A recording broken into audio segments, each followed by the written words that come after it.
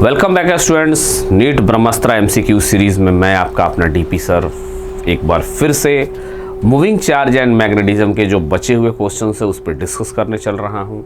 बहुत ही important question है ये सभी। लेवल 2 लेवल 3 के सारे क्वेश्चन सेलेक्ट किए गए हैं। इसमें क्वेश्चन क्या कह रहा है, electrons moving with different speeds. चलो मान लिया कि इलेक्ट्रॉन्स हैं अलग अलग स्पीड से चल रहे हैं। मान लो कोई v स्पीड से चल रहा है, कोई एक इलेक्ट्रॉन है वो v2 स्पीड से चल रहा है, एक दूसरा इलेक्ट्रॉन है वो v3 से चल रहा है।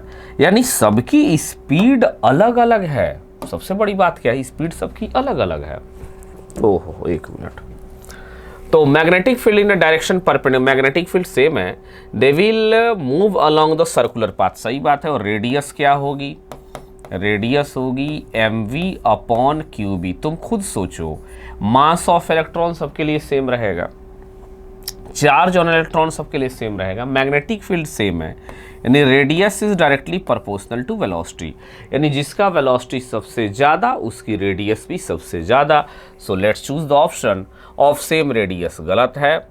With larger radii for the faster electron. सही बात है, जिसका स्पीड ज़्यादा, ऑप्शन नंबर 2 ही सही है। बिल्कुल परफेक्ट आंसर है। Next question, in the previous question time period, time period की वैल्यू क्या होती है? टाइम पीरियड होता है 2 पाई m अपॉन qb। ये मास पे, चार्ज ऑन इलेक्ट्रॉन और मैग्नेटिक फील्ड पे डिपेंड करता है। इसको स्पीड से कोई मतलब नहीं है। So same for the all electron. पहला ही ऑप्शन बिल्कुल परफेक्ट दिख रहा है। ग्रेटर गलत, ये भी गलत और ये गलत है। A particle having charge of 1 coulomb, एक पार्टिकल है उसका चार्ज कितना है, 1 कूलम है। मास कितना है, 1 kg है। स्पीड कितना है, 1 मीटर पर सेकंड है। इन अ यूनिफॉर्म मैग्नेटिक फील्ड, अच्छा मैग्नेटिक फील्ड की वैल्यू यूनिफॉर्म है। चलो इसको सॉल्व करते हैं हम लोग। Next, having between the velocity the pitch. Pitch मतलब कल मैंने बताया था, देखो ये इसको पिच बोलते हैं। अगर पिच कांस्टेंट है तब तो ये और ये डिस्टेंस दोनों बराबर होंगे, और पिच कांस्टेंट नहीं है तो ये दोनों डिस्टेंस अलग अलग होंगे। तो इसमें कोई इलेक्ट्रिक फील्ड है नहीं, सिर्फ मैग्नेटिक फील्ड है, तो कांस्टेंट पिच होगा। तो पिच की वैल्यू क्या होती है, डिस्टेंस। पिच मतलब डिस्टेंस, या यूं कहें यहाँ से यहाँ का दूरी, डिस्प्लेसमेंट भी बोल सकते हैं। सो d, और d होता है स्पीड इनटू टाइम।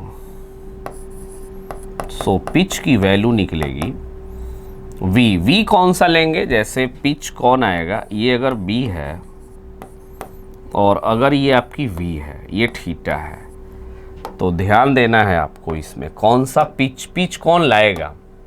तो इस वेलोसिटी की एक कंपोनेंट जो इधर होगी v cos थीटा, जो फील्ड के डायरेक्शन में होगी, और एक और होगी v sin theta. v sin theta field के परपेंडिकुलर है, तो ये उसको सर्कुलर मोशन करवाएगा, और ये इसको मैग्नेटिक फील्ड के अलोंग ट्रेवल करवाएगा। तो ये वाली वेलोसिटी पिच लाएगी। तो यहाँ लिख लो v cos 30, थीटा मतलब 30 ले लो,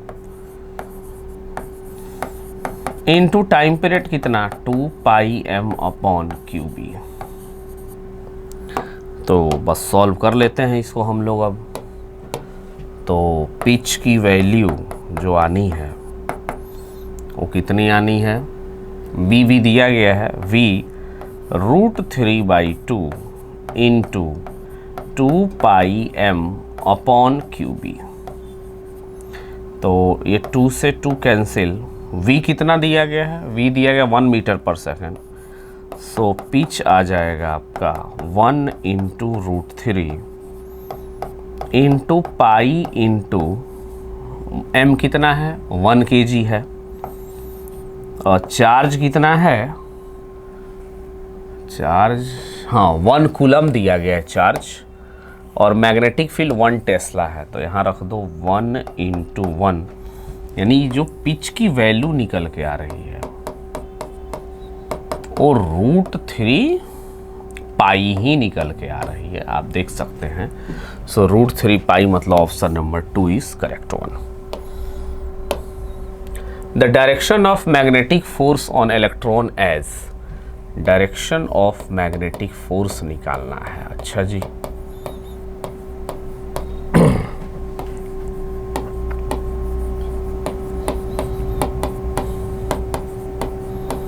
मैग्नेटिक फोर्स, तो मैग्नेटिक फोर्स की वैल्यू पहले लिख लो, ये होता है Q V क्रॉस B। चलो, direction of magnet on the electron, electron पे चार्ज भी लिख लो। चार्ज क्या होता है? माइनस ही, यहाँ लिखना है आपको, क्योंकि वेक्टर फॉर्म में सभी क्वांटिटीज की साइन भी रखने पड़ते हैं। वेलोसिटी देखो, इलेक्ट्रॉन इधर जा रहा है तो इलेक्ट्रॉन की वेलोसिटी इधर है, मतलब V माइनस आई कैप क्रॉस, इस वायर के चलते फील्ड किधर होगी? अंदर होगी। तो B कितना होगा? B तो μ0I/2 पाई r होगा, और ये होगी माइनस का K कैप।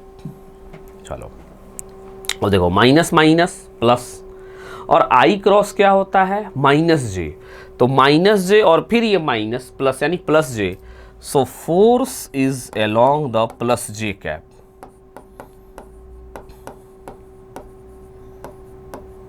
+J कैप मतलब along the y axis, along the y axis मतलब ऑप्शन नंबर 1।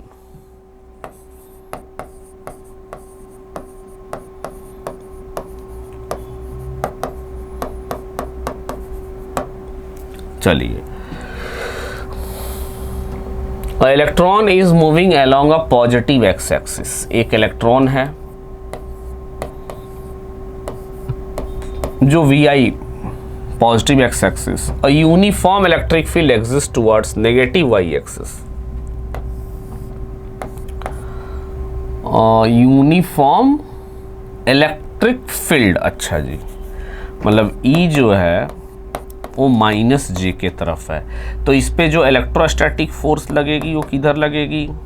ये लगेगी Q × E J कैप, क्योंकि इलेक्ट्रॉन पे इलेक्ट्रिक फील्ड में अगर इलेक्ट्रॉन है तो उस पे जो फोर्स लगेगी फील्ड के अपोजिट लगेगी, तो फील्ड किधर है? नेगेटिव y एक्सिस, यानी फोर्स लगेगा इस पे +J कैप में। ठीक है, अब what should be the direction of magnetic field of suitable magnitude so the net force on electron is 0। Net force on electron is 0 का मतलब force due to magnetic field plus force due to electric field should be 0, यानी force due to magnetic field is along किधर? -J cap होना चाहिए, यानी magnetic field का force -J में आना चाहिए। ये कब पॉसिबल है देखते हैं। माइनस क्यों रख देते हैं? चूंकि इलेक्ट्रॉन है, V किधर है? Vi कैप क्रॉस B, अब B का डायरेक्शन निकालना है। ये कितना है डायरेक्शन? अगर मैं बात करूं, दिस इज अलोंग -J, ये -Q, और एक मिनट, ये माइनस ले लेते हैं, ये I क्रॉस। अब ये सोचो, यहाँ माइनस आना है टोटल रिजल्ट, तो B पे क्या रखूं? B को किधर रखूं कि ये -J आए? तो मान लो अगर यहाँ पे मैंने K रखा, तो I क्रॉस K क्या होता है? -J, और I क्रॉस K -J होगा तो माइनस माइनस प्लस प्लस आना चाहिए, यानी रिजल्ट प्लस आ जाएगा, तो गलत है। तो अगर हम यहाँ पे I क्रॉस -K कर दें, तो I क्रॉस K कितना? I क्रॉस K -J, और ये माइनस प्लस, और फिर ये प्लस माइनस माइनस, यानी हमारा डायरेक्शन क्या हुआ? -J आ जाएगा। ये देख सकते हैं आप, ये -J है। तो जो मैग्नेटिक फील्ड आएगा वो किधर आएगा? नेगेटिव Z एक्सिस में आना चाहिए। नेगेटिव Z एक्सिस मतलब option number 2 is correct one. तो अच्छा सवाल है, ये भी बहुत अच्छा सवाल है, थोड़ा सा कॉन्सेप्चुअल है। आप देख सकते हैं ये कि मैग्नेटिक फील्ड कहाँ रखे? तो -K में। 2 इन्फिनिटली लॉन्ग थिन इंसुलेटेड, ये थिन इंसुलेटेड है, wire lie in the XY plane, XY plane में है ये दोनों, अलोंग द एक्स एक्सिस और वाई एक्सिस, ये भी आपका एक्स एक्सिस में है, ये आपका वाई एक्सिस में है। ईच कैरीज करंट आई है respectively in the positive and positive.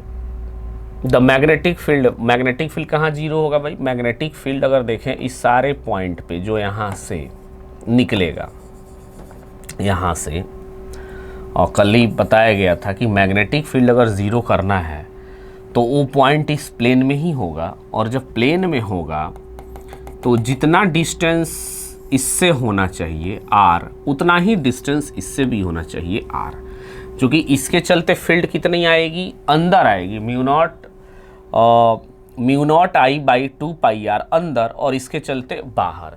तो एक ही ऐसा रीज़न बनेगा, ये पूरी की पूरी स्ट्रेट लाइन जो ओरिजिन से ऐसे पास करेगी, that is called y equal to X line, जहाँ पे फील्ड क्या होगी? जीरो, और तो कोई पॉसिबिलिटी नहीं, इस हर जगह पे फील्ड आपकी नेट फील्ड जीरो होगी। तो b ड्यू टू x लिख लेते हैं, mu naught I by 2 pi r, किधर? x के चलते आ रहा है प्लस k कैप, और b ड्यू टू y जो आ रहा है mu naught I by 2 pi r, अगर सेम डिस्टेंस रखते हैं, ये आ रहा है माइनस k कैप, दोनों को जोड़ेंगे सो b नेट हमेशा ज़ीरो आएगा। तो यानी यहाँ भी r, यानी इसके लिए भी r होना चाहिए और इसके लिए भी r होना चाहिए, तो एक ही लाइन बनेगी y equal to X line, यानी ऑप्शन नंबर कौन सा है? 1 is correct. Two thin long parallel wires separated by a distance b are carrying a current I ampere. Parallel wire बना लो, दोनों करंट I है। अच्छा, किधर? पैरेलल की नहीं दिया गया है, चलो पैरेलल ही मान लेते हैं। The magnitude of force per unit length. तो ऐसे सवाल में क्या करते हैं कि जब भी ऐसे सवाल आए तो एक के चलते फील्ड की वैल्यू क्या होती है? आई एल क्रॉस बी, सही है। यानी एक का करंट ले लो और दूसरे का उस पे मैग्नेटिक फील्ड वहां पे निकाल लो। तो मान लो मैंने इसका मैग्नेटिक फील्ड यहां निकाल लिया, ये डिस्टेंस कुछ b है, तो force mu naught I upon 2 pi B, ये तो आपका मैग्नेटिक फील्ड हुआ, into current I L cross B into L, क्योंकि हमसे फोर्स पर यूनिट लेंथ पूछा है। अच्छा, फोर्स पर यूनिट लेंथ इस पे क्या होगा? इस डायरेक्शन में होगा, माइनस आई कैप, एट्रैक्शन होगा दोनों में। तो मुझे तो मैग्नीट्यूड ही दिखानी है, so F per unit L mu naught I square 2 pi B. तो ये आपको याद रहना चाहिए, mu naught I square 2 pi B, option number 2 correct है। A power line lies along the east west direction. अच्छा, power line lies east west direction and carries a current 10 ampere, ये 10 ampere की ये करंट है। The force per unit due to earth magnetic field, फिर वही सवाल है। तो F इक्वल टू क्या होता है? I L cross B. तो हमसे F फोर्स पर यूनिट और फोर्स पर मीटर पूछ रहा है, सो F बाई एल ही तो पूछ रहा है हमसे। I कितना है? 10 इंटू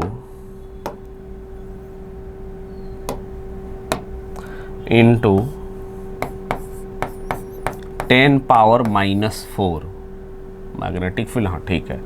तो यह जाएगा आपका 10 पावर -3 न्यूटन। 10 पावर -3 न्यूटन मतलब option number 3 is correct one. A straight current carrying conductor is placed in such a way that current in the conductor flows toward direction out of the plane, मतलब current बाहर की तरफ आ रहा है, यानी current की direction है k cap में। The conductor is placed between 2 poles, poles मतलब मैग्नेटिक फील्ड आपको इस डायरेक्शन में जा रही है, यानी मैग्नेटिक फील्ड की डायरेक्शन है -i कैप। तो कह रहा है फोर्स किधर एक्सपीरियंस करेगा, तो फोर्स की डायरेक्शन निकालनी है आई एल क्रॉस बी। अब ये ध्यान आपको देना है कि आखिर एल किधर लेते हैं, तो एल लेते हैं along the direction of flow of current. तो अगर हमने डायरेक्शन की बात की तो यहाँ पे मैं यूनिट वेक्टर लगा दूँ।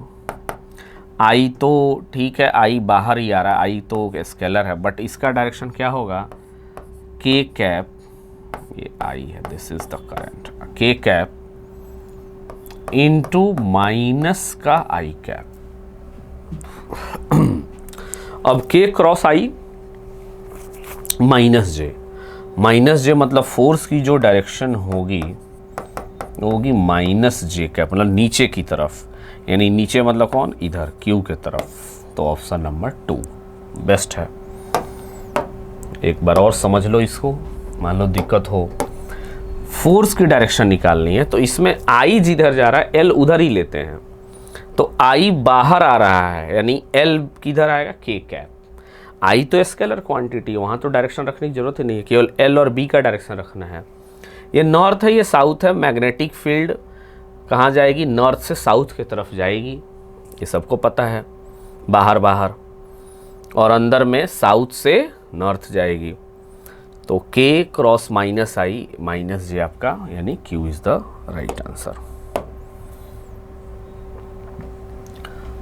In the figure X and Y are two long straight parallel conductor each current 2 ampere. ठीक है, तो अगर हमने 2 एम्पियर करंट रखा है तो फोर्स की वैल्यू कितनी, म्यू नॉट इनटू, केवल मैग्नीट्यूड निकालो, F इक्वल टू, एक के चलते फील्ड निकालो तो म्यू नॉट आई कितना 2 अपॉन 2 पाई डी इंटू दूसरे current into L. Force per unit metre निकाल लो तो ये आ जाएगा म्यू नॉट 4/2 पाई डी। ठीक है, अब कह रहा है कि दोनों ही करंट में डायरेक्शन को हमने क्या कर दिया, डायरेक्शन को the force on each current F newtons. ठीक है, when the current in each change to 1 ampere and reverse the direction, मतलब अब ऐसे कर दिया, पहले 2 एम्पियर था अब 1 एम्पियर हो गया, डिस्टेंस अभी भी d है। अब जो फोर्स, इसको F1 ले लो, अब जो फोर्स F2 है वो कितना है, mu naught into 1 upon 2 pi D into 1 into L.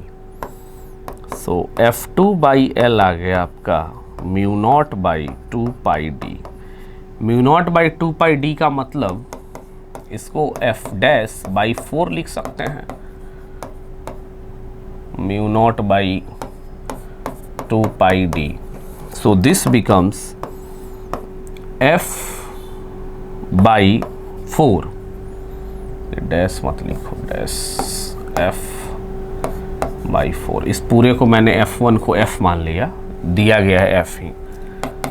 So mu naught by 2 pi D, तो F बाई 4 है, बट डायरेक्शन में कोई यहाँ भी क्या है, अट्रैक्शन है, ये भी क्या शो करेगा, अट्रैक्शन करेगा,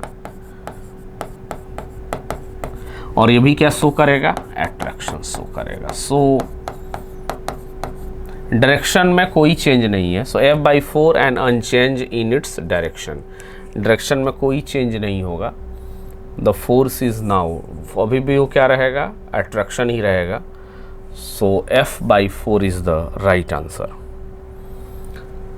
A rectangular loop carrying a current I is situated near a long straight wire such that wire is parallel to one side of loop and plane of loop is same to the left wire. ठीक है, if a steady current is established in the wire as shown in figure, loop will, अच्छा चलो, अभी मैंने बताया कि अगर इसमें करंट आई है और इसमें भी करंट आई है तो देयर शोज अट्रैक्शन। अब तुम कहोगे सर ये रिपल्सन शो करेगा, बिल्कुल रिपल्सन शो करेगा, बट ये फोर्स की वैल्यू क्या होगी, ज़्यादा होगी, ये कुछ भी नहीं शो करेगा, ये दोनों एक दूसरे को कैंसिल्ड आउट कर देंगे, बट ये अट्रैक्शन शो करेगा। ये इधर आना चाहेगा और इस पे फोर्स इधर लगेगा, ये दोनों एक दूसरे को कैंसिल आउट कर देंगे। तो हमें देखना है सबसे पहले क्या ज़रूरी है इसमें, ये दोनों कैंसिल आउट करेंगे चूँकि बराबर हैं, तो हमें सिर्फ इस वायर और इस वायर के बारे में सोचना है। अब इस वायर का डिस्टेंस कम है, इसका डिस्टेंस ज़्यादा है, तो डिस्टेंस ज़्यादा होने से ये रिपल्सन करेगा बट वैल्यू कम होगी, सो नेट वैल्यू इधर ज़्यादा होगी, so there will attraction, there will attraction, ये अट्रैक्शन शो करेगा। फिर से एक बार ध्यान से देखो, ये वायर और ये वायर, ये ऊपर और ये नीचे, ये तो दोनों को कैंसिल होगा, इसकी तो बात ही नहीं करनी है। हमें देखना है ये एक वाली ये और एक ये। अब ये अट्रैक्शन शो करेगा जबकि ये रिपल्सन शो करेगा। दो पैरेलल वायर में अगर अपोजिट करंट बह रहे हैं तो दे shows the repulsion, same current चल रहे हैं दे शोज द अट्रैक्शन। तो यहाँ अट्रैक्शन होगा, इसके चलते और इसके चलते रिपल्सन होगा। बट ये जो वैल्यू है वो डिस्टेंस ज़्यादा है, तो ये फोर्स की वैल्यू कम होगी और ये फोर्स की ज़्यादा होगी, तो रिजल्टेंट जो डोमिनेंट होगा वो अट्रैक्शन वाला डोमिनेंट होगा। सो रोटेट तो नहीं है, मूव अवे ये भी पॉसिबल नहीं है, मूव टुवर्ड्स द वायर, ये आपका बिल्कुल सही option number 3। A bar magnetic field has magnetic moment, m की बात कर रहा है, 2.5 J by Tesla.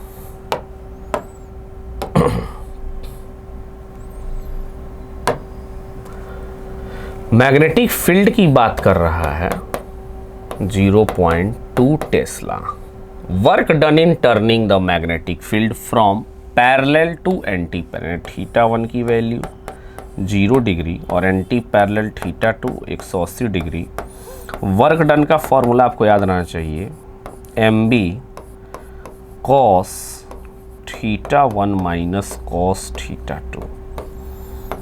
So w m कितना दिया गया है 2.5 into 0.2 cos 1 0 minus of -1, so w equal to 2.5 into 0.2 into 2,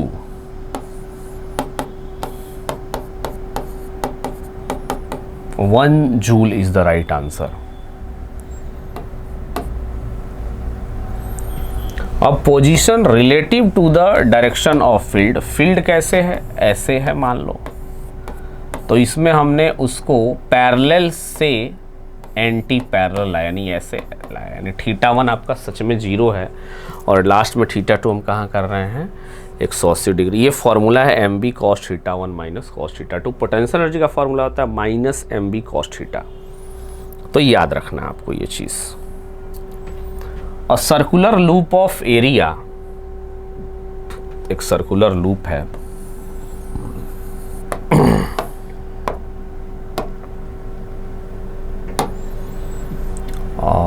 area कितना दिया गया इसका 1 सेंटीमीटर स्क्वायर, यानी एरिया ले लो 10⁻⁻⁴ metre square.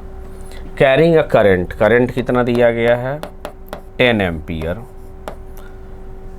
Is placed in a magnetic field, B कितना दिया गया है 0.1 tesla, perpendicular to the plane of loop. मतलब मैग्नेटिक फील्ड आपको या तो ऐसे दिया गया है, मान लिया, ये देख रहे हैं फिर से, हाँ बिल्कुल, तो एम बी किधर होगा, एम की भी जो डायरेक्शन होगी, आपसे पूछा क्या है टॉर्क। सो टॉर्क का क्या फॉर्मूला होता है, एक तो P क्रॉस E होता है इलेक्ट्रोस्टैटिक में, और यहाँ क्या होता है M क्रॉस B। तो इसका M क्या होगा, इसका M या तो अपवर्ड होगा या M डाउनवर्ड होगा, तो या तो थीटा, टॉर्क की वैल्यू अगर लिखें MB साइन थीटा, थीटा की वैल्यू या तो 0 डिग्री या थीटा 180 डिग्री ही लेंगे, दोनों ही केसेस में टॉर्क 0 ही आएगा। So option 1 is correct here. The magnetic moment of a circular orbit, ये सर्कुलर ऑर्बिट है, रेडियस r है, carrying a charge q rotating with the velocity v is, तो magnetic moment पूछ रहा है, मतलब I इंटू ए, आई कितना, Q by T into pi R square. So magnetic moment Q और ये कितना 2 pi R into V into pi R square. Pi से पाई कट गया, आर से एक आर कट गया। सो मैग्नेटिक मोमेंट कितना, Q V R upon 2, Q V R upon 2, मतलब option number 2 is correct one. Statement based questions पे हम लोग आ चुके हैं। अब magnetic field due to infinite wire at a distance, तो इनफाइनाइट वायर के चलते मैग्नेटिक फील्ड की वैल्यू कितनी होती है, ये होती है B बराबर mu naught I by 2 pi D, या R ले लो अगर R दिया है तो 2 पाई R। तो पहला स्टेटमेंट क्या है, सही है, सही, नो 2 पाई नहीं है, तो पहला स्टेटमेंट गलत। Magnetic field inside the long solenoid is given by mu naught N I where N is the total number of turns, नहीं, और B बराबर आपको पढ़ाया गया है म्यू नॉट एन आई में N है number of turns per unit length, turns मतलब पर यूनिट लेंथ, मतलब स्मॉल n की जो वैल्यू है वो कैपिटल N बाई L है। तो दोनों स्टेटमेंट रॉन्ग हैं, यानी बोथ स्टेटमेंट आर इनकरेक्ट, मतलब ऑप्शन नंबर 4 ही सही है। Frequency of charge inside the cyclotron depend on speed of charge, नहीं, फ्रीक्वेंसी आपकी टाइम पीरियड देखो कितना होता है 2 pi m upon Q B, तो फ्रीक्वेंसी कितना होता 1 बाई टाइम पीरियड, तो फ्रीक्वेंसी कितना होगा Q B by 2 pi m। तो चांस ही नहीं है कि स्पीड पे डिपेंड करे, तो पहला ही गलत है। Statement first incorrect. Time period and frequency depend on mass charge and magnetic field, बिल्कुल सही है, यानी स्टेटमेंट फर्स्ट गलत, सेकंड सही, ऑप्शन नंबर 3 बिल्कुल perfect. The direction of force is given by Fleming's left hand rule, बिल्कुल सही है। A magnetic field exert a force on moving charge in a same direction as the direction of field, नहीं नहीं नहीं, नहीं बिल्कुल गलत है। अरे F जो होता है वो क्यू वी क्रॉस बी है ना, तो F V और B के प्लेन के परपेंडिकुलर होगा, B के डायरेक्शन में अगर F गया तो फोर्स ही नहीं होगा, 0। तो स्टेटमेंट फर्स्ट सही है, सेकंड गलत है। तो स्टेटमेंट फर्स्ट सही, मतलब ऑप्शन नंबर 2। तो नेक्स्ट, तो आपका ये पूरा कंप्लीट हो गया, मूविंग चार्ज एंड मैग्नेटिज्म भी आपका कंप्लीट हो गया।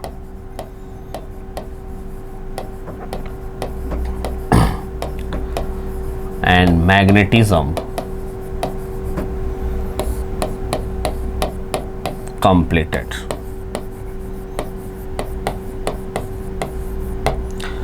तो पूरी इलेक्ट्रोस्टैटिक कंप्लीट की गई, इलेक्ट्रिक पोटेंशियल कैपेसिटेंस भी कंप्लीट हुआ, करंट इलेक्ट्रिसिटी भी कंप्लीट हुआ, मूविंग चार्ज एंड मैग्नेटिज्म, यानी टोटल 210 टू 220 क्वेश्चंस हमने अब तक डिस्कस कर लिए हैं। बहुत उम्मीद है कि क्वेश्चन इनके इर्द गिर्द ही इस बार भी आएंगे। मैं मानता हूं कि पेपर कुछ टफ बने तो फिर सबके लिए टफ रहेगा। अगर जो क्वेश्चन आपसे नहीं हो रहा वो समझिए अब किसी से नहीं होंगे, इसमें डरने की बात नहीं है। सो ये जो नीट ब्रह्मास्त्र MCQ सीरीज़ जो लेके मैं आया हूँ, इसको बहुत सीरियस लेने की ज़रूरत है और इस पे प्रैक्टिस करने की ज़रूरत है। जहाँ नहीं समझ में आया वहाँ कमेंट करके पूछना भी है। बाकी सारे काम के लिए हम लोग हैं, ऑल टीम है, बहुत अच्छी टीम है और इस बार हमें अच्छा करना है, रिज़ल्ट देना है। तो आप मेहनत करें बच्चे, तब जाके एक बेहतरीन प्लेटफॉर्म और एक बेहतरीन रिजल्ट आएगा। ओके बाय, टेक केयर, अच्छे से पढ़ाई करिए और मैं चाहूँगा कि आप सभी का सिलेक्शन हो। मैं भगवान से प्रार्थना करता हूँ कि आप अच्छा करें और आपका सिलेक्शन हो। बहुत बहुत धन्यवाद।